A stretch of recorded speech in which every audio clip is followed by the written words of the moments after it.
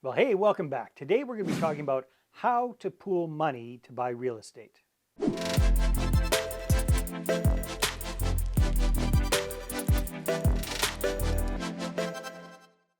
All right, so are you looking to buy more real estate, but you've run out of cash and or credit to do it, so you need to get some other people and their money to help you out?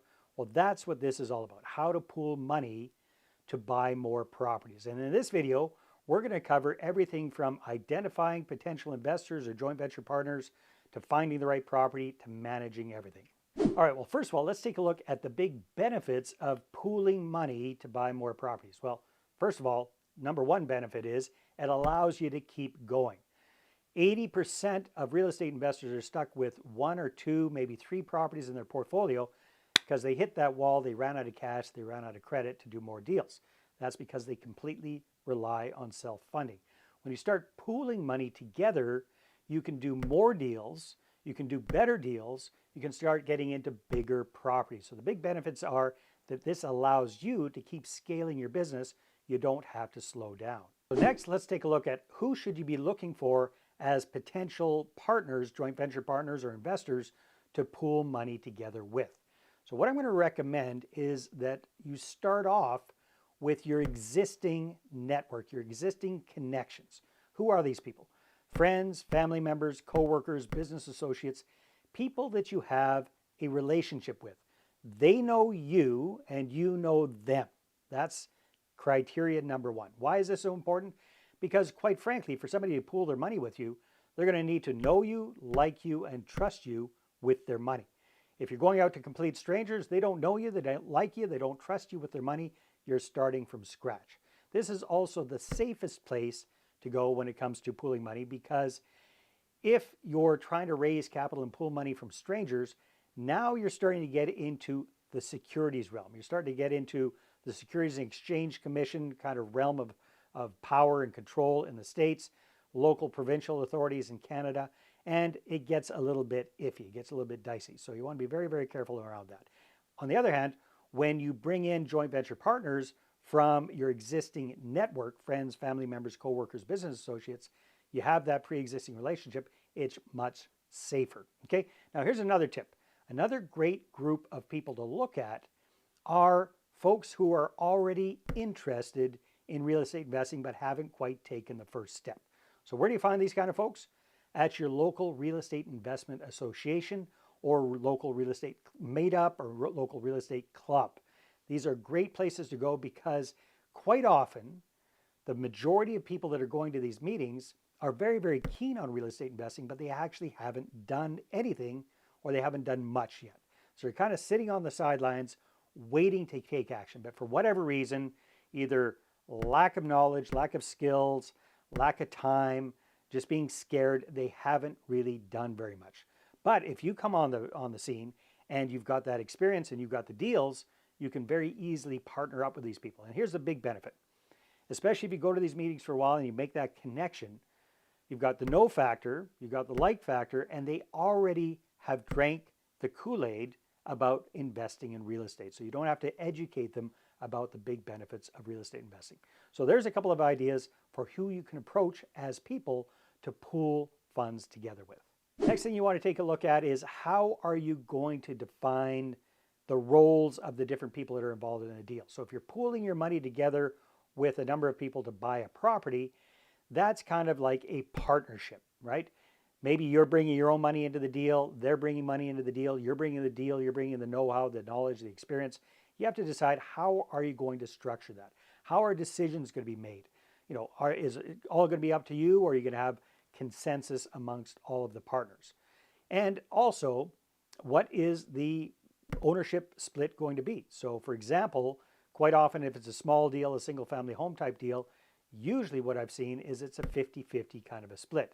So if you're the active partner and you're bringing the deal, the team, the knowledge, the experience to the table, your joint venture partner is bringing the capital to the table, usually it's a 50-50 kind of deal. Now, on the other hand, if you're pooling money, if you're bringing your own money to the table and you're bringing your joint venture partners on board with their money, then you might be getting a little bit more of the pie because you're not just the active partner, but you're also bringing capital to the table. So you have to figure out what's fair, what's an attractive return for your investor partners based on how much money they're investing. Okay, so the next thing we have to take a look at is how are you going to finance this property? This is really important. It really depends on the kind of deal you're going to be doing. Perhaps if you're doing a flip and you're just going to buy it and then turn around and sell it right away, maybe you and your investor partners are bringing in all of the cash, you're buying it all cash, in which case you don't need to get financing. On the other hand, what's quite a bit more common is where you and your investor partners are bringing in the money for the down payment, closing costs, and renovations, and you're getting the rest of the financing either through a bank, through a hard money lender, or something like that. And again, this is going to depend on the circumstances and what you're going to be doing with those properties. I've talked a lot in other videos about different financing options, so I'll try to remember to put one of those videos up here so you can click on that and check that out.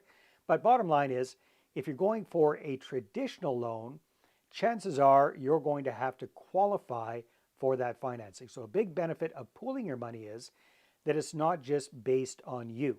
Your investor partners can also help you qualify for those kind of loans. So check that out. If you're doing a hard money loan, those typically tend to be more short-term type deals. So again, if you're doing a flip, maybe you and your investors pool in all your money for the down payment and some of the renovation costs. Hard money lender loans you the rest, maybe up to 70% loan to value. And then you do all of the work and you get it sold and you cash everybody out. Okay. On the other hand, if you're doing a BRRRR, same kind of idea. You might use a hard money lender to get things started, but then as soon as you've got the property all fixed up and rented out, then you're going to refinance it with a traditional lender and pay out your hard money loan. Again, it depends on what you're going to be doing. All right, now the next thing you need to take a look at is how are you going to be managing this property once it's up and going. So this is more of a case of a long-term buy and hold type property, but it still kind of holds the same if you're doing a BRRRR, if you're doing a flip.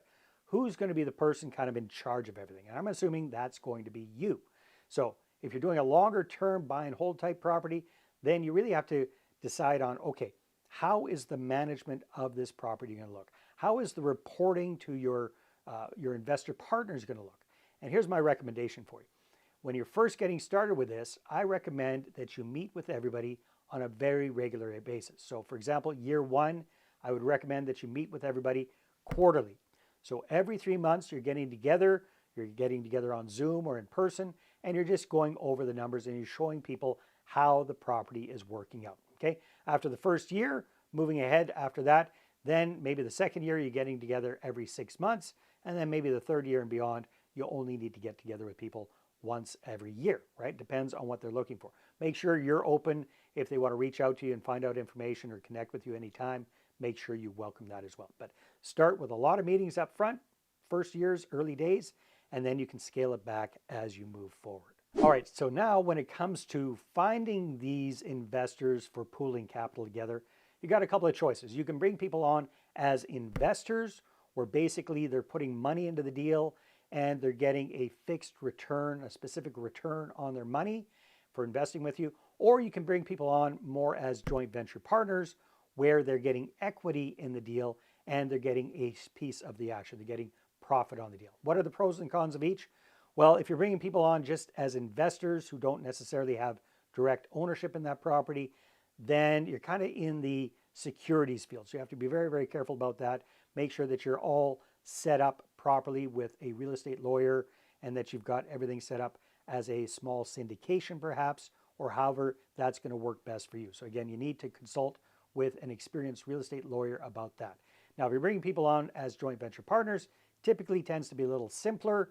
You don't have to worry about the security side of things so much, but you still need to have a very, very good, solid joint venture agreement. Again, highly recommend that you do that through a professional real estate lawyer.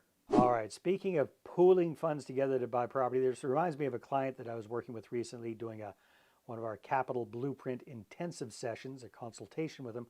And this gentleman, Brent, is moving from doing self-financed single-family homes. He's got a few of those under his belt. And now he wants to get into small multifamily properties, apartment buildings. The challenge is he doesn't have the capital to do that all by himself, and he doesn't have that much experience to show prospective investors about this asset class. So here's the plan that we came up with for Brent.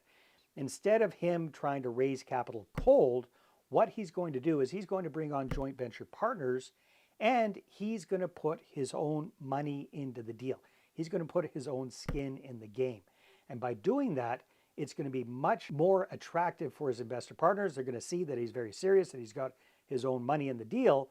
And it's going to be much easier for Brent to raise that capital. In fact, it'll be an absolute shoo-in if he finds the right property. So again, this is a great way to get going if you don't have enough capital to finance the whole property by yourself, but you do have some of the money, but you don't have a lot of experience in that particular area. This is a great way to kind of leap from one asset class to another and bring investors along for the ride with you. And then once you got that first deal going, then moving ahead, doing future deals, then you don't necessarily have to have much, if any, of your own money in those deals. You can bring on investor partners because you've created a track record for yourself. All right, so if you're interested in finding investors, joint venture partners, and pooling your money together, then I've got a great resource for you. It's my book. It's called The Money Partner Formula. Kind of says everything right there, Money Partner Formula. This is a proven way for you to raise 6 figures in a matter of weeks and even 7 figures in a matter of months, even if you're starting from scratch without any previous capital raising experience. This is exactly what I went through with Brent in our Capital Blueprint consultation. You can get a free copy. Click on the link in the description below or go to investorattractionbook.com.